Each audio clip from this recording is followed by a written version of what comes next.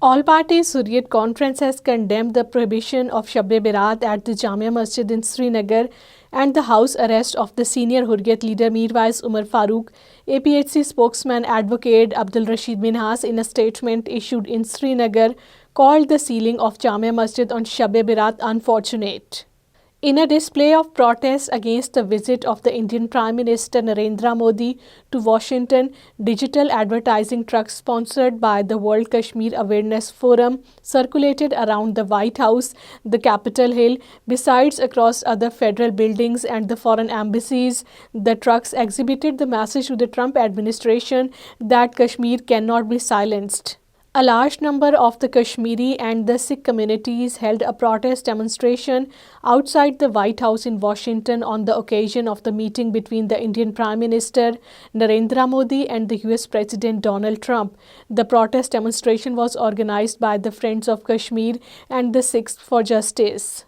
President of Azad Kashmir Barrister Sultan Mahmood Chaudhry has urged the government of the United Kingdom to play its due role in resolving the lingering Kashmir dispute.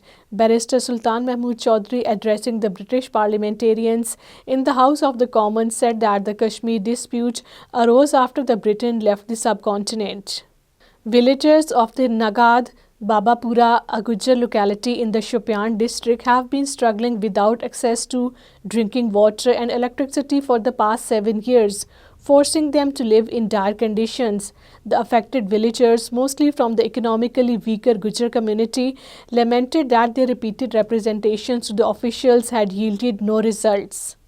BJP-led Indian government is facing growing allegations of perpetuating caste-based oppression in India, with the Dalits and other backward classes subjected to escalating violence, exclusion and discrimination. The critics argue that India, despite claiming to be a democracy, has become a caste dictatorship where the Dalits continue to face denial of the basic dignity, exclusion from the temples and targeted violence.